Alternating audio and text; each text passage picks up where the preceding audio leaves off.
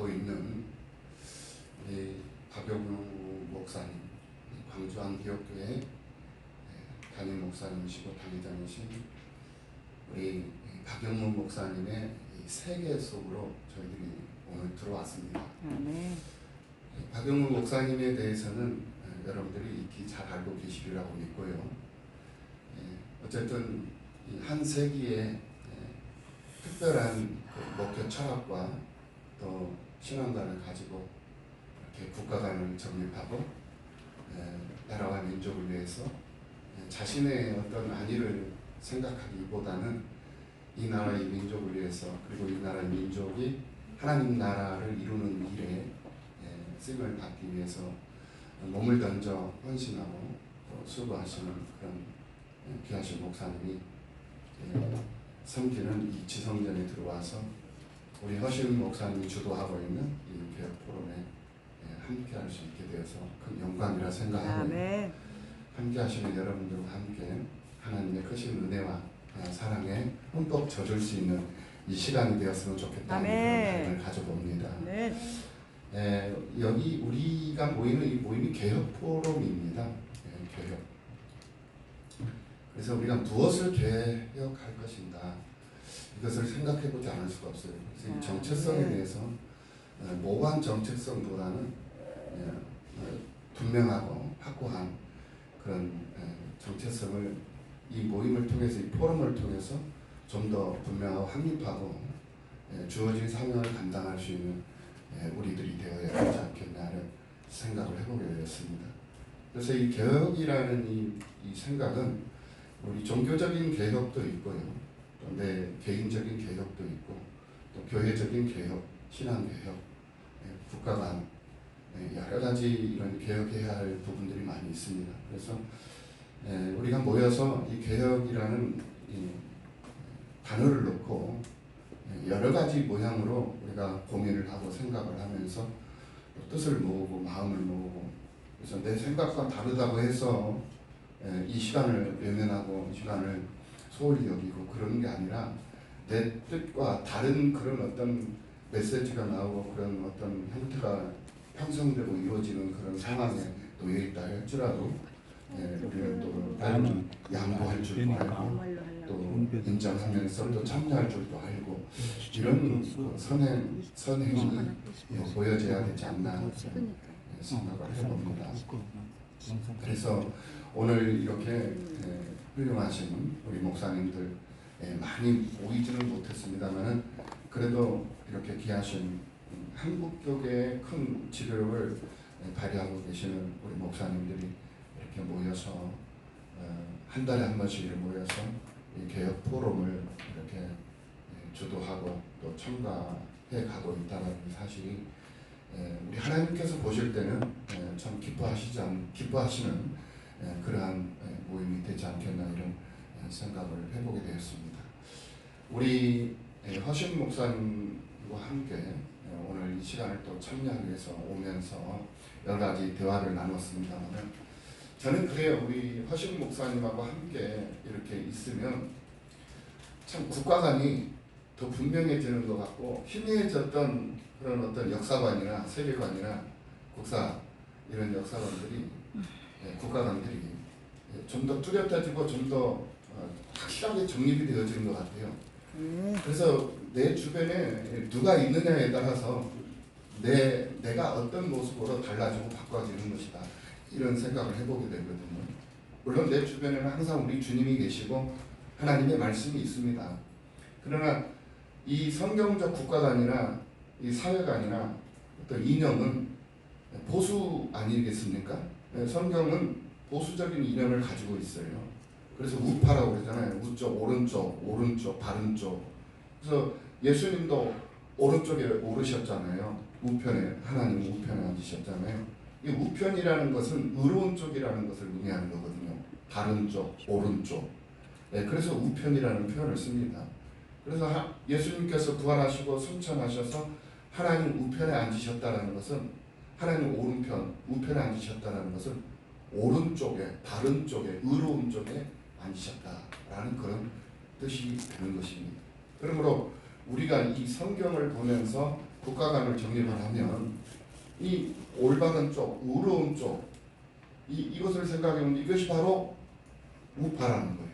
오른쪽이라는 거예요. 예, 우익이라는 거예요. 그래서 좌는 부정한 것이고 우는 거룩한 것입니다. 우리가 이제 문화와 문명의 혜택을 받지 못하는 그런 미문명 지역으로 가보면 그 하나의 그런 그룹을 지어서 하나의 부족들이 생활하는 그런 환경들을 가끔 TV를 통해서 영상을 통해서 접하게 됩니다. 근데 그분들은 손으로 밥을 먹고 또 손으로 볼일을 보죠. 그런데 가만히 보면 그분들의 이 생활 습관을 보면 오른손으로 밥을 먹어요. 오른손으로 깨끗한 일들을 처리를 합니다. 그리고 왼손은 부정한 것 그리고 지저분한 것들을 처리를 하거든요. 그러니까 밥을 먹을 때는 깨끗한 손으로 밥을 먹고 또 뒷정리를 할 때, 뒷처리를 할 때는 이 깨끗하지 못한 부정한 손으로 처리를 하는 그런 습관적인 생활 습관을 우리가 이 TV를 통해서 자세히 보면 그것을 발견해 볼 수가 있어요. 이와 마찬가지로 우리가 어떤 삶을 살아가느냐 이거를 제대로 정립하고 세상을 살아야 되는데 오른쪽은 항상 의로운 쪽이었어요. 그리고 왼쪽은 항상 부정한 쪽이었다라는. 그래서 좌와 우를 우리가 생각을 하면 우리 예수를 믿는 사람들은 항상 우편에 있어야 되고 의로운 쪽에 있어야 되고 올바른 쪽에 있어야 하는 거거든요. 이것이 예수를 믿는 사람의 정체성이에요. 이런 정체성을 분명하게 정립하지 않고 믿음의 삶을 살아간다든지 또 나라와 이 사회생활을 한다든지 한다면 이것은 하나님께서 기뻐하시지 않는 엉뚱한 사람이 되는 거거든요.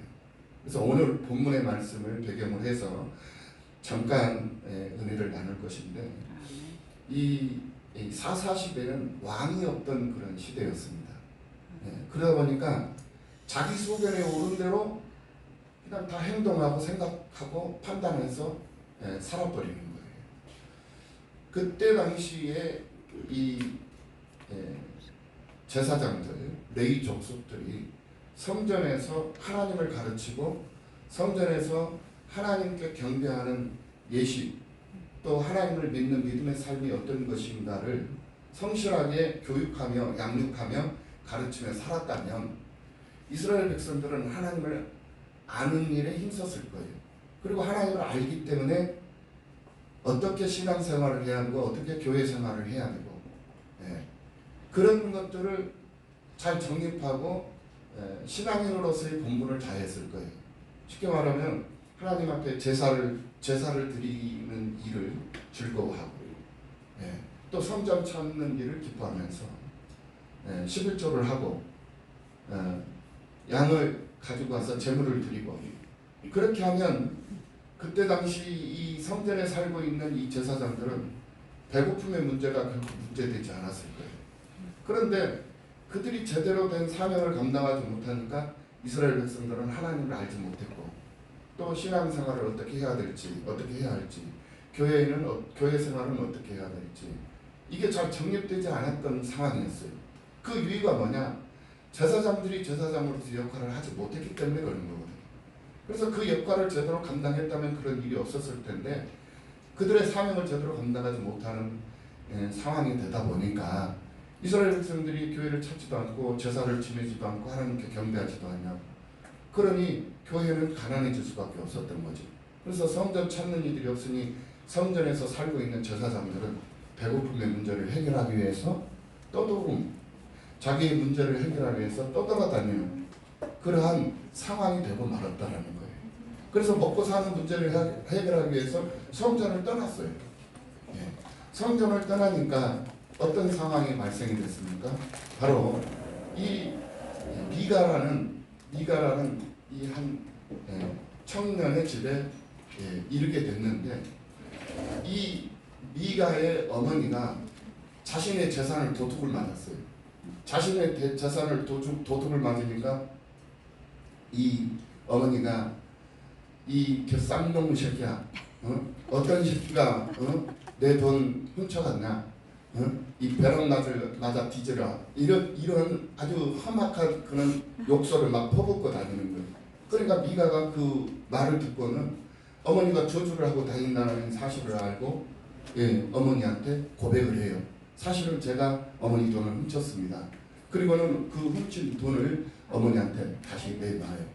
그 모습을 보고 어머니가 깜짝 놀라는 거예요. 어머니가 자기 자식을 저주한 결과가 되어버린 거거든요. 그래서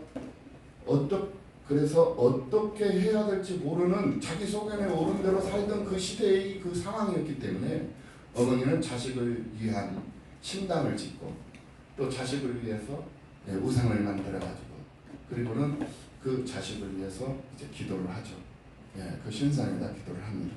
그리고는 한 아들을 세워가지고 제사장으로 세워가지고 그 미가를 위해서 자기 아들을 위해서 제사를 드리는 예배를 하는 그런 상황을 만들어 놓죠.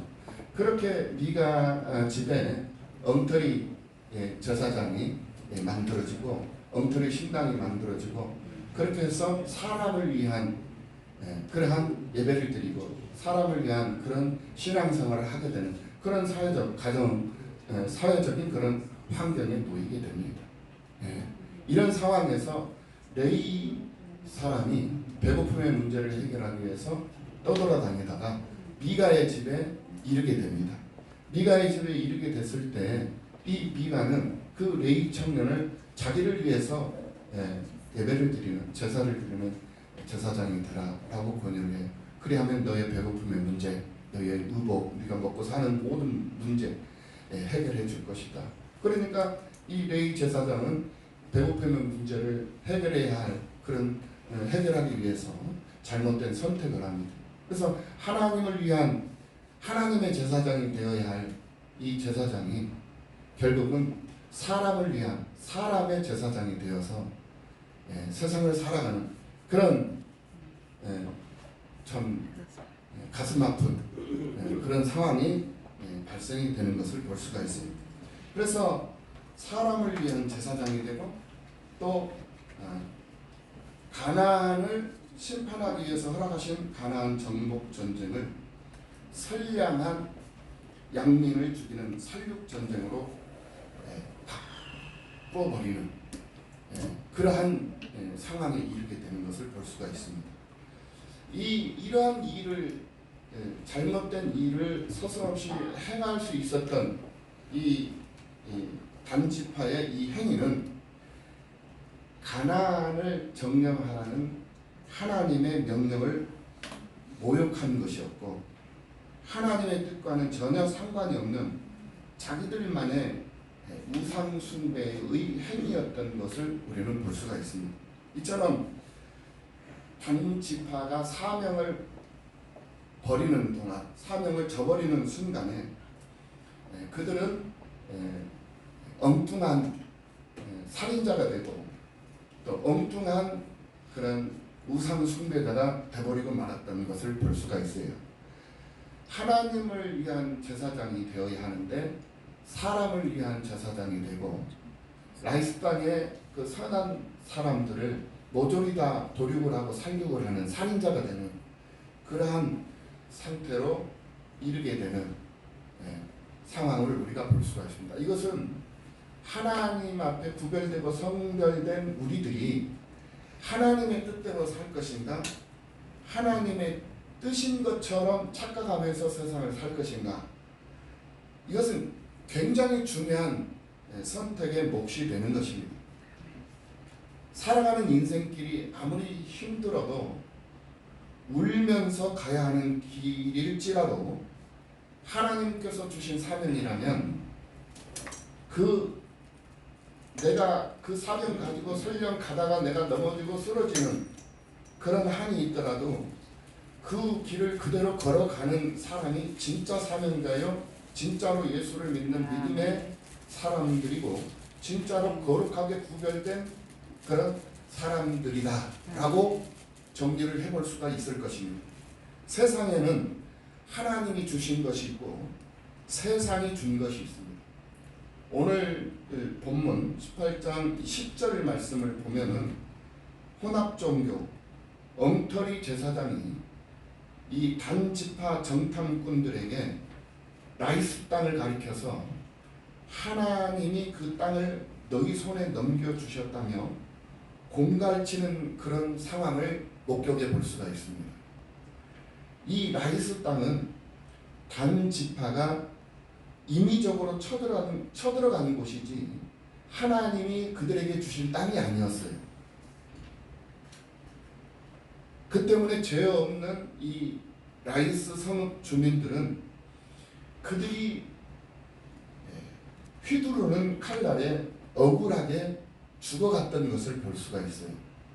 이렇게 구별된 사람들이 하나님의 말씀대로 하나님의 뜻대로 살지 아니하고 자기의 생각대로 자기 방식대로 자기 스타일대로 세상을 살면 반드시 다른 사람들에게 해를 끼치는 그런 상황에 놓이게 되는 것이고, 많은 사람들 앞에 해를 끼치는 것으로 끝나는 것이 아니라 하나님의 영광을 가리는 삶을 살게 되는 것입니다.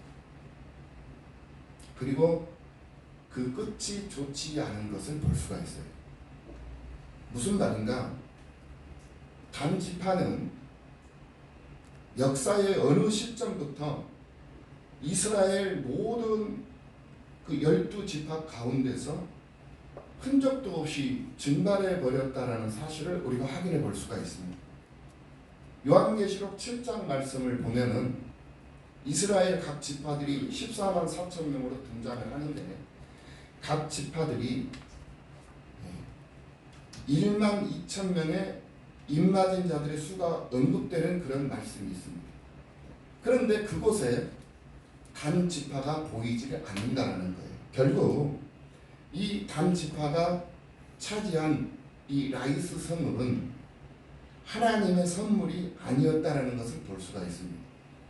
그들은 하나님께서 주신 축복을 다 놓치고 난 이후에 그때서야 자기들이 스스로 외딴 지역에 있는 평화로운 땅을 강제로 착지를 했던 것을 볼 수가 있습니다. 이 단지파는 다시 말씀을 드립니다마는 이스라엘의 12지파예요. 그래서 여호수아 19장 40절 말씀을 보면은 이 단지파도 다른 11지파와 똑같은 그러한 가나안 땅을 분배를 받습니다. 그런데 아무리 족속에게 밀려요. 다른 지파들은 그 사명을 다해서 그 분배받은 땅을 다 정복을 합니다. 그런데 이 단지파는 정복을 못해요. 오히려 이 아무리 족속한테 밀려가지고 땅을 차지하지 못해가지고 여러 지파에 흩어져서 살아요. 이것은 자기들에게 주어진 사명을 제대로 감당을 못했던 사람들의 모습이거든요. 결과거든요. 오늘 우리들이 그것을 잘 기억을 하고 명심하고 세상을 살아야 돼요. 우리에게 주어진 사명이 무엇이냐? 하나님 나라를 이 땅에 세우는 것이고 하나님 나라를 이 땅에 세우기 위한 자유주의, 이 나라를 정착시키고 굳건하게 지키고 세워서 나가는 그 길이 우리에게 주어진 사명들이거든요. 그런데 이러한 일들을 제대로 감당하지 못함으로 말미암아서 우리에게 주어진 결과는 모두가 다 죽게 되는, 모두가 다 망하고 모두가 다 사라져야 하는 그런 상태에 놓이게 된다는 것을 이 성경은 우리에게 분명히 말씀해주고 있는 것이다 라고 확신해 볼 수가 있는 거예요. 결국 엉뚱한 행동을 하고 엉뚱한 사람을 죽이고 엉뚱한 사람에게 폐를 끼쳤던 이 단지파 이 사람들은 결국 엉뚱한 사람들이 되고 말았다라는 거예요. 오늘 우리들도 그렇습니다. 우리가 국가단을 분명히 하지 않고 우리의 정체성을 분명히 하지 않고 우리에게 주어진 사명을 분명하게 정립하지 않고 그저 막연하게 세상 시간 허비하면서 세월을 허비하면서 세상 살잖아요. 그럼 우리는 결국 엉뚱한 행동을 할 수밖에 없고 엉뚱한 사람으로 살다가 끝나는 거예요. 이런 일들이 있어서는 안 되겠다라는 것이죠. 오늘 본문에 나오는 이 단지파와 미가와 이 미가의 이 제사장의 공통점은 무엇이었느냐? 바로 엉뚱한 사람들이었다라는 것입니다. 오늘 나는 어떤가? 네. 오늘 이 귀한 시간에 여러분들 요즘에 바쁘지 않은 사람들이